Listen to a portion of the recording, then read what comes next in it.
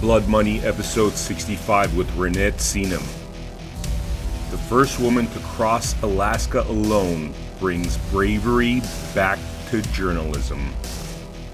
I found out about your work because of the amazing reporting you were doing about Simone Gold, I think at the same time where we were finding out about that whole story.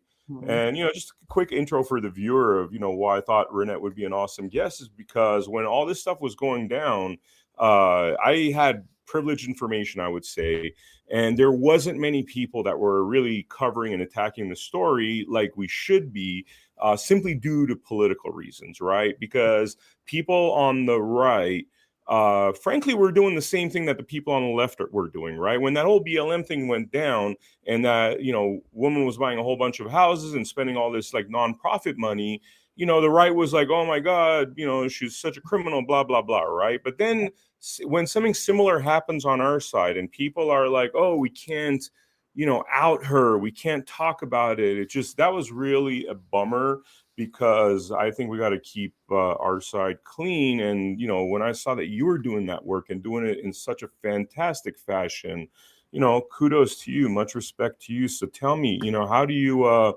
what makes you, the outlier in this crazy world of journalism where nobody seems to have much, or very few people seem to have courage, Yeah, I actually agree with you. It's been very disappointing. I've always been even as a young person, a child, a person of inquiry and research and always searching for answers since I was a child. So it's been my whole life. And I've also been on the city council twice and mayor twice of a small town in Northern California called Nevada City, California. And I was doing the same thing there. And I've always never been very attracted to bullies. I don't like bullies. And sometimes as a school kid, it was in the form of a teacher. And today, sometimes it's in the form of, it could be a city council, legal counsel, or it could be a city council, member sitting next to me, or Pacific Gas and Electric, or whatever, right? So I'm not against any particular anything. I'm not right. I'm not left. I'm like, what I've always been against are bullies and corruption. And when I see corruption, I don't care whether you might be my best friend or my inner circle. If you don't right the boat, I'm going to call it out. Yeah. And that's what I do. And most people aren't comfortable with that. They don't like making enemies, because I've made a very impressive list of enemies. Actually, I think anybody. But I'm just being true to my heart. I mean, it's amazing. It's like I look at your work and I'm just blown away because this is what journalism is supposed to be, right? It's like, I remember, I don't know, maybe it was like back in the day, it's like journalists, we're like sharks. Like they wanted to have, blood on their teeth in terms of corruption. And now it just seems like, it's politics. The whole thing's literally turned into a political situation, more or less. Yeah. We know that. We know for over the decades, ever since JFK's assassination, basically it was a coup. America's never been the same. We've had several different versions of that, 1913, right, with the Federal Reserve and so on. But we just keep going deeper down this rabbit hole. So we know that the CIA has infiltrated every single level of the media. We also know the CCP, the Chinese Communist Party, has infiltrated every aspect of America. We also know that our military, we have the DOD, who has, blood on its hands around the coronavirus, right? Creating that. We also have, we're facing here in California and around the United States, we have our own military, we know, who's also been spraying us, geoengineering us for decades. So there's a lot against us, but the numbers are still on our side. And so the truth of the matter is that journalism has been dead for a very long time. And the beautiful thing we have going today are people such as myself and you who are going out there. We're not making a killing. We're just trying to continue to throw out the truth for people to see and hear and to, become aware of. And that's all we can do. And our numbers are rising. Are rising.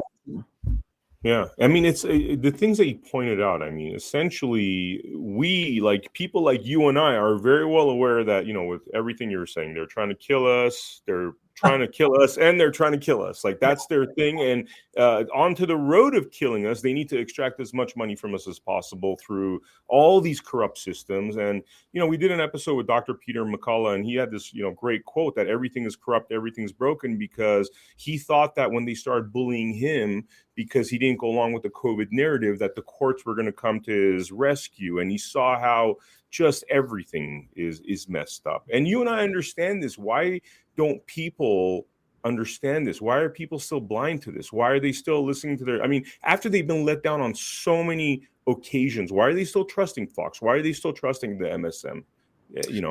Right. I've had similar conversations, and we talk about the cult of personality. I think we're dealing with that with a lot of different people, whether they're good people or bad people. It could be Peter McCullough, or it might be a Simone Gold. It could be Trump, right? There's a cult of personality. And I think what happens is that rather than having your intimate circle of friends that you know really well, it could be like 120, 200 people, maybe up to 300 that you really, really, really trust. We have been trained and indoctrinated to listen to some other source outside of ourselves and our immediate circle. And so we're always looking for somebody else to be the answer, and or to be part of a movement, rather than just really trusting yourself and your people who have a vested interest in you, right? These are your people. Yeah. And I saw that happen firsthand. I was raised in this area, Nevada County, Nevada City, California. I'm from here. I would have died for this community. I would have. And what happened was that I saw very quickly when COVID hit, for instance, people went into fear, and they all turned to, Fauci, he's our savior. And they're like, oh, screw you, Reinette, let's throw you under the bus. I'm like, wait, but I've known you for 30 years, 40, 20.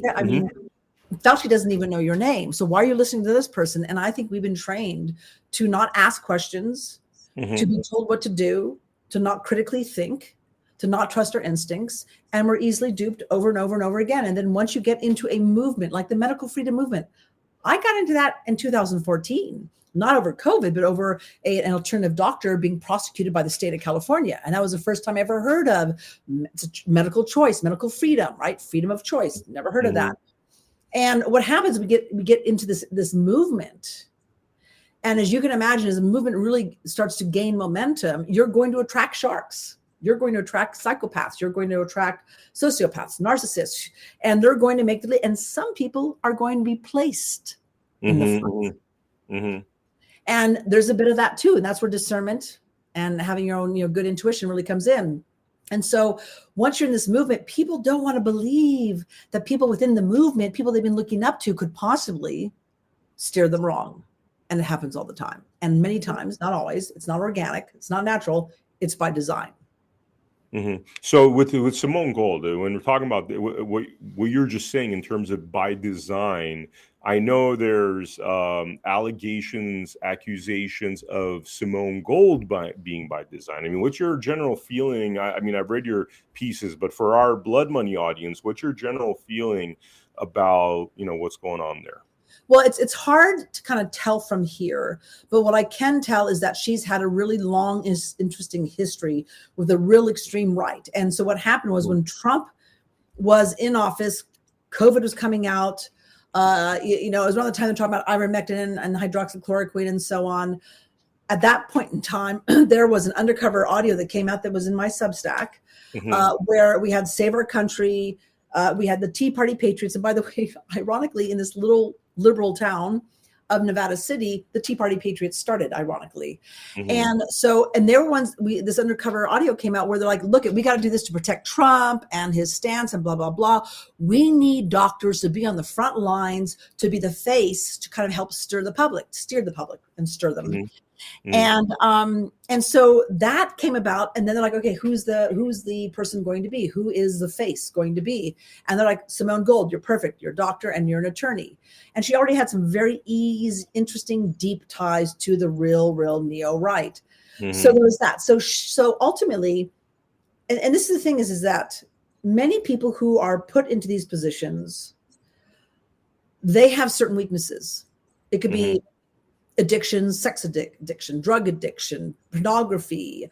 You might be a pedophile. I mean, you might have been on the Lolita Express. You Yeah. might be a narcissist. You might be a Like, sociopath. are you suggesting?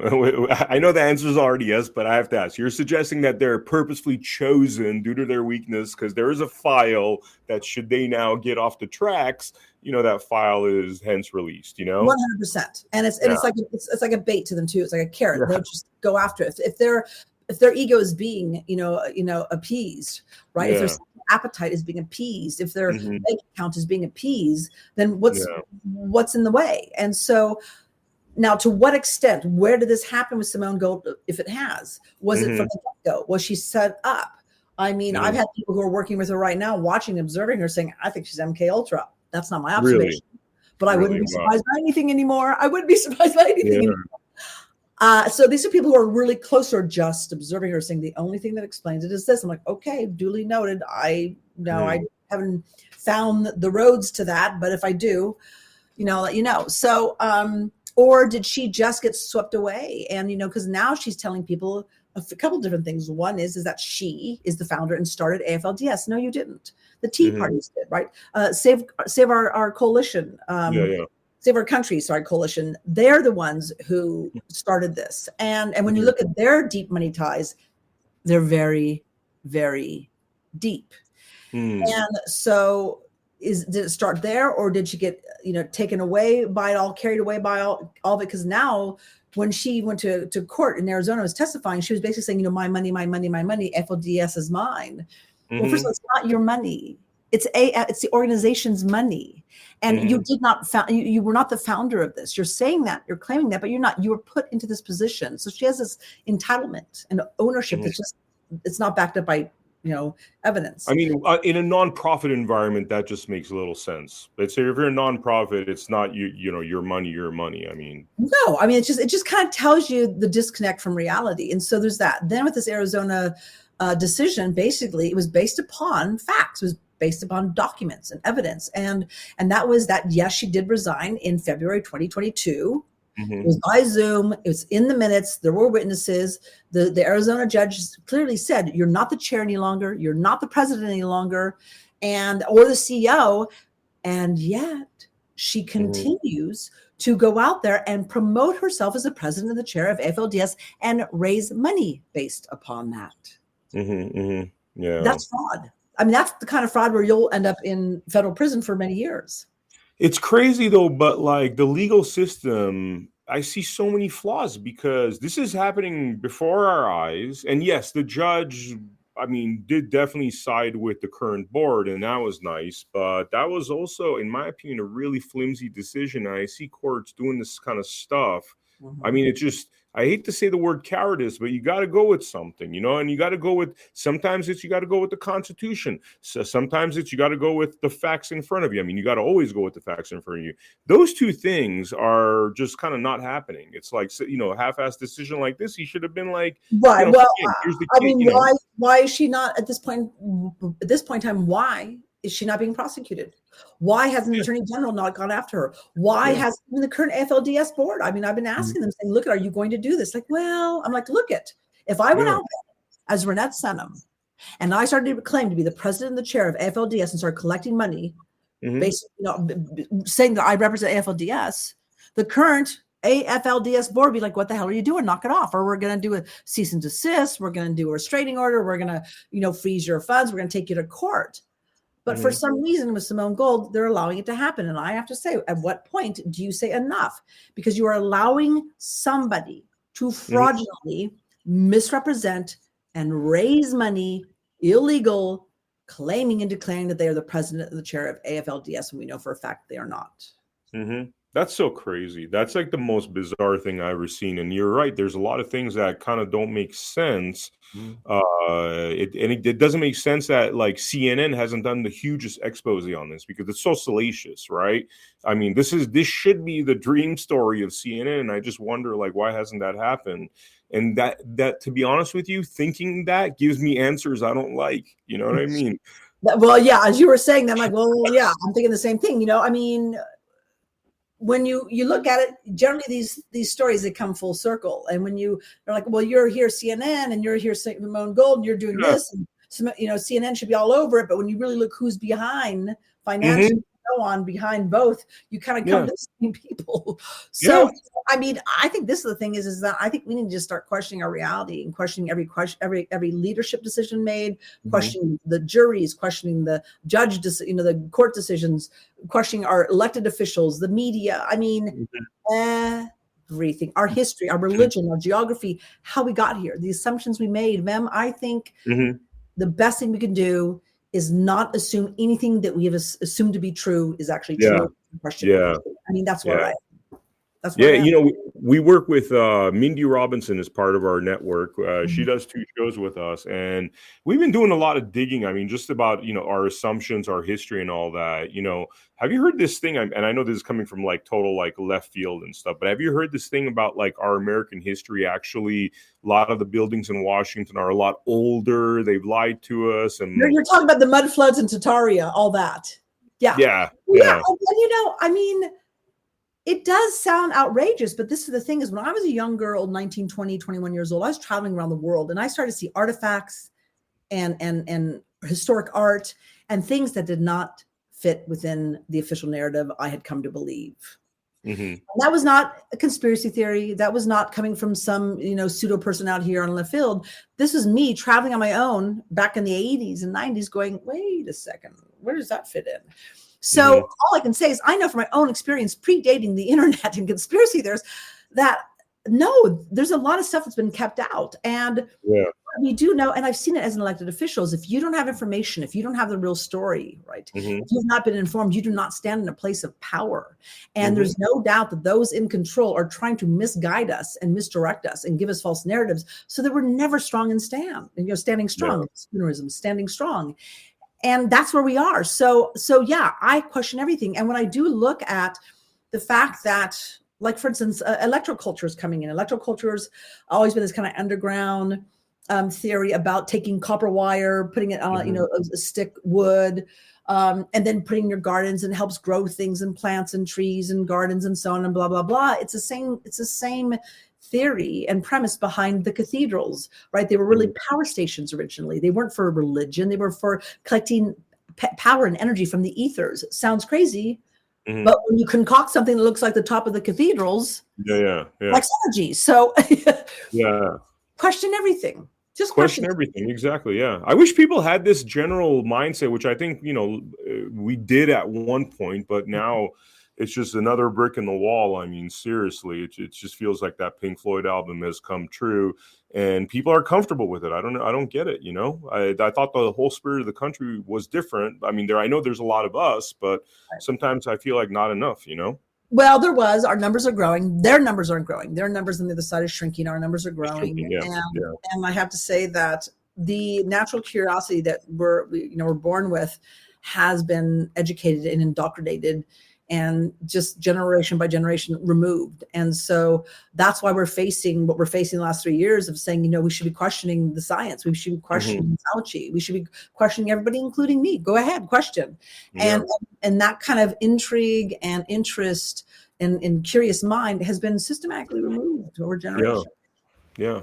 So, Reinette, what are you right now? What are you working on? Is there any stories you're excited about, or is there anything you've been doing recently that I know we spent a lot of time talking about Simone just because we both worked on that whole situation, but just working right now, just simply working on, here in California, we had some terrible snowstorms, just crippling snowstorms. We're not completely out of them yet. And looking at really geoengineering. I've been calling out geoengineering for many, many, many years. And there's a lot of people starting to catch on because they realize something's amiss. And while we're being told that it is a man-made climate change, and let me tell you, 15 years ago, I was starting nonprofits around climate change. I've done a complete 180 on that. Yeah, that's man-made, but it's not climate change. It's man-made weather manipulation, man-made geoengineering. We've been doing it for decades, so I'm fighting against that. Still looking at the Simone Gold stuff, have more stuff to uncover. And then also I'm here writing a book. I've got my own Substack. So I put out kind of, like what you're doing, interviews, and then I'll write other pieces to kind of like just help people kind of understand what's going on out there that may not be readily available. trying to help people connect the proverbial dots is really what I'm trying to do. And yeah, and then we'll see. It's I've got some writing, a lot of writing this year I'm doing on other fronts too. But I think we're really at a tipping point, and all I'm trying to do is just kind of, keep my finger on the scales as well and tip that scale. Wow. And this is all, I mean, you're doing a lot of these projects on your own, pretty much like independently. Yeah. I mean, I have dear friends. I call them, probably most of them are mama warriors, who I communicate with regularly, and they'll do a deep dive, or they'll send me something, or I'll get stuff in my comments in my Substack, but I'm not associated with anybody officially beyond my own Substack. And I think that's the power, right, in our type of journalism, is that there's no big, puppet strings behind us, or big money or anything, or any connections. It's just, I'm out here doing my thing, and I've got some dear friends who sometimes will say, hey, check this out, or read this, or what I call super sleuths. They're people like me who will do a deep dive in a particular issue, and then I'll try to just give them a platform so they can be heard. Wow, that's awesome. That's awesome. Reinette, is there anything we didn't touch upon that you want to chat about? Well, I would like to touch upon something, and this is actually Simone Gold related. And I want to talk about how, we really have to understand that many times, as I was saying before, like with AFLDS and Simone Gold, there's a lot of people behind certain movements, and people get caught up in that. As I was saying, it's the idolry, right? They're sitting there, and it's like the cult of personality. And I did see that actually transpire with the Values Advocacy Council. I was actually leaving for New York a few weeks ago, and a day before I was leaving, or even not even 24 hours, I was told by the Values Advocacy Council that there was in the Bay Area, actually down by San Jose, that they were having Simone Gold come on the stage, and she was going to be giving a presentation. It was promoted. And I was asked just about 1 to 2 days before that if I wanted to go on the stage with her and have a debate. And I'm like, I'd love to, but I'm going to be in New York City. I'm so sorry. Long story short, I started seeing interesting little things coming out about that. And I just want to call this out because the Values Advocacy Council, they were really kind of stirring it up, and I'm challenging Simone Gold to bring me back on the stage. Let's have a debate, because I do have, interestingly enough, I have here from the Values Advocacy Council something that came out basically saying, hey, Gold asks us to invite Reinette Senum on stage to join us for the question and answer. As I said, I only got that message right before I was leaving town. And I said I was willing to zoom in. They didn't let me zoom in. I did call in 11 o'clock Eastern Standard Time, and I did call in at 11 and ask 3 questions from the phone on stage. And I was a bit horrified by what I could hear over the phone, and I've now seen the video response from the crowd, because there's absolutely, as you're saying, there was no inquiry. There was no questioning. There was this idolatry going on, and I want to call that out and say we've got to stop doing that. That we've got to start. So the crowd booed, or what was their reaction? Oh yeah, turn off the phone, get away from the mic, boo, and then how big was the crowd, by the way? Hundreds of people, hundreds. Hundreds. And then hundreds of people are still following her after. Oh yeah, no, this was like her. I was willing still to call in at 11 o'clock. I was actually in my pajamas, and have Alex Myers from CHD, Children's Health Defense, hold up the phone to the mic. It was being blasted into hundreds of people in the church. And again, I was just going to bed. Alex called me and said, hey, Reinette, you want to ask a few questions? I'll hold the phone up to the mic. I was like, I'm going to sleep, but okay. And I did. And I was happy to zoom in earlier, but I never got a response from the VAC. But what was really interesting is when they were asking me, they said that we asked Simone, this is the VAC saying, we asked Simone if we could invite you on stage to ask her some of the questions directly for about 15 minutes of the evening before moving on to the general public questions. Simone loved the idea. Since it won't work this time, perhaps we can go coordinate for a future visit when Dr. Gold is back speaking to us. Well, interestingly enough, when I asked those questions, finally, Alex Meyer was saying, hey, do you mind if we have actual debate, you and Reinette? It could be video. We could host it, have a moderator. And Simone Gold lost it. She's like, I'm not going to waste my time. She's a liar. And I'm like, wait a second. You just said less than 48 hours ago that you're willing to debate me on stage and have a Q&A. And I'm actually really willing to do it. So I'm going to challenge Simone Gold to this and say, let's do it. Because 24 hours before you walked on that stage, you're willing to have me stand next to you and do Q&A. So I would like to challenge her, because right now I see her getting a lot of press. Leading a lot of people. She's what? misleading a lot of people. Big time. And you know what? Let's double up here. All right. Let's go for double. I'm willing to debate Simone Gold. I'm willing to debate because you and I both, I mean, you have a lot more knowledge, frankly, but I know we've dissected the situation probably more than 99.999% of people that even know about this.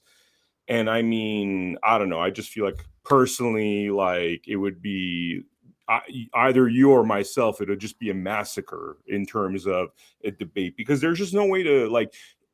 The thing that's really disgusting to me is she started raising this money as America's frontline doctors, right? What I guarantee you, because I've done TV show budgets, I've worked as a producer, executive producer for many TV shows and productions, there is going to be a link between her basically using that money to build her celebrity, right? Right. There is going to be that link because she's going to these events. There's, so that whole thing is just really disgusting to me that like money was like for people dying in hospitals because of remdesivir and people are desperate. And that money, even if a penny of it was used to make Simone Gold a celebrity, it's false advertising. It's like, but when Google says we're not evil, don't be evil. And then that slogan disappears and suddenly they're evil. Well, and it's beyond just like building up her, her team and her supporters, but then she has here Frontline Flash. Frontline Flash put out something with showing the values advocacy group and promoting the whole entire event.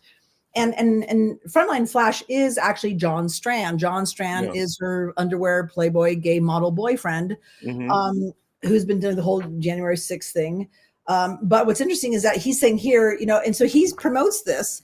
And what people don't realize is Frontline Flash is John Strand. They don't know that. So their donors are putting money into Frontline Flash. And this is what he promotes. Ready?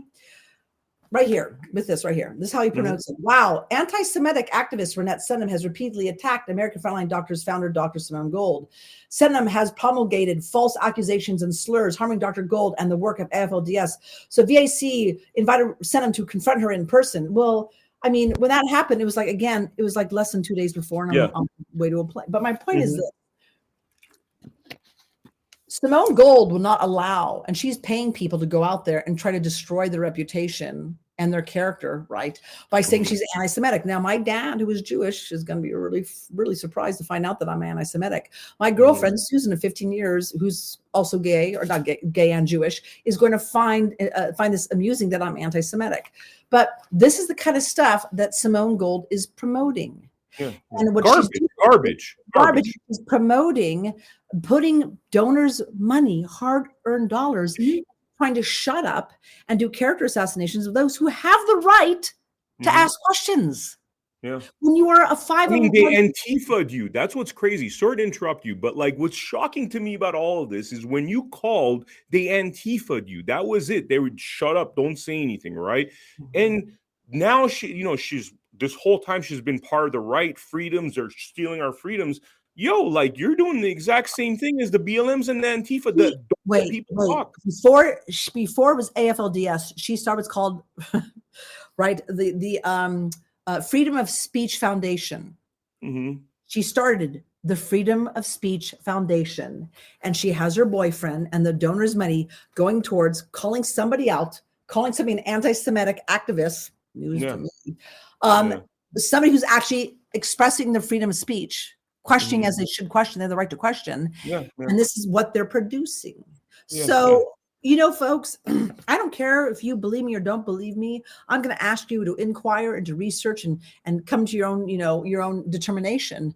But it's really important that we actually start questioning everybody and their leadership in every group, whether it's medical freedom or animal activism or and you know what? It doesn't take a lot of investigation. Let me tell you like the really brief synopsis of this, right? AFLDS started off correctly. The minute January 6th happened, 2021, John Strand, between that point and now, AFLDS hasn't done anything close to what their mandate is. They wasted a lot of time on the John Strand case. They wasted a lot of time on the Simone Gold case for January 6th. It went from being a medical freedom company or a nonprofit to becoming the Simone Gold, John Strand, January 6th story. That's what's really been happening. And you don't have to, just because she gets up there and she says things that make you feel nice, it's like, doesn't mean she's doing her job and what she basically advertised she's doing. So, well, first of all, we know for a fact, and a lot of stories were done on this, and it was done through the lens that I did not agree with, which was that hydroxychloroquine and ivermectin are, basically horse medicines don't work. They're dangerous. And, take your vaccination and shut up. I mean, it was through that lens, right? But what they're doing is they were pointing out clearly, and there's a lot of evidence. And I have talked to many, many, many people who've experienced the same thing, which is they called in to their telehealth, paid their 90 some bucks, paid for medicine, never got the service. Never got that. That was already happening. But what we do know for a fact is that she has taken millions upon millions of dollars. Millions upon millions of dollars are now hidden away from over the last 3 years that she's just using to pay for her lavish lifestyle and to try to shut up and lie. So I'm going to say again, Value Advocacy Council, please, I'm just going to really implore that you actually follow through, invite us back, and then we can actually have something that's really fair and not me calling through an iPhone at 11 o'clock night Eastern Pacific Standard Time, off the cuff. And so I'm willing to stand by my words. Yeah. I'm willing to do that and not just do this call people names like an anti-Semitic and go like, see, we showed her. It's like, so this is the game they're playing. And so for somebody who's all about freedom of speech, it's a little shocking. For somebody who's all about helping those in desperate need who loved ones or themselves might be on the deathbed, this is a little shocking. And for somebody who clearly has been defined by an Arizona judge that you're no longer the chair, you're no longer part of AFLDS to continue to raise money fraudulently is shocking. And I don't have any skin in this game. I'm not here to protect or speak out for Joey Gilbert, who's the sitting president of AFLDS, or even, Kevin Jenkins, a personal friend. I'm not here to protect anybody. I'm here to call out the corruption. I'm here to ask questions, and I'm doing that with AFLDS. I'm doing that with Simone Gold, and right now I'm even doing that with the VAC. I think they need to follow through on what they promised. Yeah, definitely. I mean, this whole Simone Gold story has been really bizarre. And to be honest with you, just having observed it, I was part of the media team that's worked under both, regimes, I guess you could call it. And I mean, I was actually invited to court and had to make statements in writing. So what I'm about to reveal, normally, I work for like every media company out there, literally every network, probably, including, Fox, CNN, you name it. I've had, working relationships with many of them, and I've always been confidential about stuff. But in this case, they actually called me. I'm talking about Simone Gold actually called me to go to court because they wanted to accuse our company, which actually produces the show, Studio 17, of somehow being a conduit to fraud that Joey Gilbert was doing, all which was complete BS. We had the receipts and everything, right? So I had to make statements. And in that statement, which is, what I'm about to reveal, and I have to kind of preface it that this is a statement that's already in the public right now, is how badly run AFLDS was. And it's one of those situations that if it wasn't for this immense anxiety out there, right? If this was a normal day and people weren't desperate, it wasn't an emergency, people weren't, dying of remdesivir thinking, oh, my loved one, whatever. I mean, a company like AFLDS and a nonprofit like AFLDS being run the way it was under Simone Gold would have failed miserably. That's my point. And what I've seen actually genuinely is that Joey Gilbert has been a much more astute entrepreneur. I mean, he's built multiple businesses throughout his career, and the place is actually much better run with him, in my opinion, and I think we're going to see that. But that's kind of what I've observed, and that's a statement I made to the court when they asked me for my to go in there and testify. Well, nobody's perfect. And I think that, I think Joey is realizing at this point in time, and at least I'm hoping so, that it was not really being run very well. And there were some cracks and fissures we were seeing before January 6th that people became apparent of afterwards. But by far, when January 6th hit, it was like off the rails. And I have talked to other doctors who in the very, very beginning were on those Supreme Court steps with Simone Gold. And we're like, look at, we were in the phone calls with Simone and her staff and blah, blah, and they're doing really great. And they, to this day, they contend, and I believe them, that we were doing really, really well in the beginning. And I'm like, I don't disagree with you. Somewhere, somehow, it went off the rails. Again, Yep. was it by design? Was it in the beginning? Was it where just the situation where Simone got taken advantage of? I don't know. But I have to challenge also the current AFLDS board. They have a lot of cleaning up to do. This is a mess. And they have to follow through on what they promise. And so I'm challenging everybody. I'm challenging everybody because I think you're going to be pleasantly surprised, by the way, because that's another thing. I should reveal this because in journalism, we can't be scummy like, some of the folks out there. I'm also the media director of AFLDS 2.0. I'm actually, because I have a long history in creating shows and that sort of thing, I mean, we're doing a whole revamp, like a 360 thing, and I think it's going to really shock people, and they're really going to see what the capability should have been had this not turned into the Simone Gold Show, had it really stayed America's Frontline Doctors in the plural form, how it should have been. It's just, there's so much potential, and it's sad that we've had to go through this, but this rebirth, I think, is going to be worth it, Well, and I do hope that, I hope somebody goes after Simone Gold. I don't have time for this. It's not my fight to fight, but somebody needs to go after her, whether it's an attorney general, the court system, the current AFLDS board, because she's actually going out there and fraudulently promoting herself as the head of AFLDS. So, there is a responsibility within the board. Bring an end to that. So I myself, and it's not just me, I have a lot of people calling me, contacting me, texting me, showing me stuff coming from Simone Gold saying, wait, Reinette, you said blah, blah, blah. So why is she continuing this? And I'm like, I know. And it's crazy, but this is why she's probably going to end up behind bars for a lot longer than just, a couple months.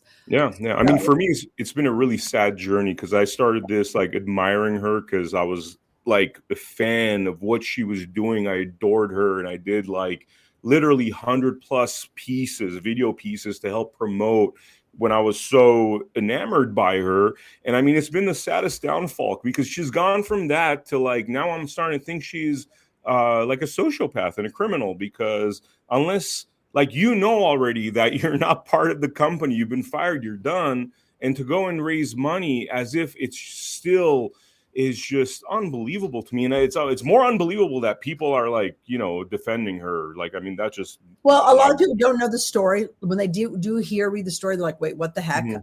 And this is where I say either she's been put in that position to do exactly what she's doing, or she is a narcissistic sociopath who's just lost her mind or never had it. I don't know. Right. No. Or she is somehow being, coerced or so, I mean, there's like just a few options. Or here. John Strand is an infiltrator of some kind and really got their head, like he manipulate. I mean, I'm just saying. If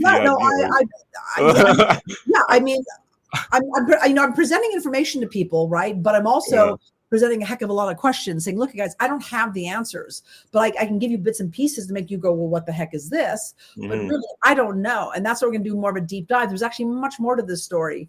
Can't get into the details, but you do, again, you see the ties to very deep pockets, political pockets. And that stuff just doesn't spring out of nowhere organically and then go to the level it's gone. Yeah. A lot of support and help. Yep. This is awesome. Much respect to you, Reinette. Like I said, I'm a huge fan, and so great to have you on our show. Did we miss anything or? No, I think that's it. You allowed me to talk about, just getting on the stage and actually, having a real discussion with. Yeah. Well, I'd love that. I would pay $20 to get into that event. Like, that'd be really fun. And you'd slaughter her. It'd be a massacre. Well, I just want to say thank you for the time, and good luck with everything else you do and your interviews. Good luck with all of them. Awesome. We're going to be following you, and we're going to put your Substack link below. Is there any other links that should go down there? I think Facebook and Instagram, I think, are the big ones. Okay. Awesome. So good to have you on, Reinette. For the viewer out there, check out americahappens.com on a daily basis, where we put all our new episodes, this episode, Blood Money, and many others coming soon. Thank you very much for joining us, and I'll see you next time on Blood Money.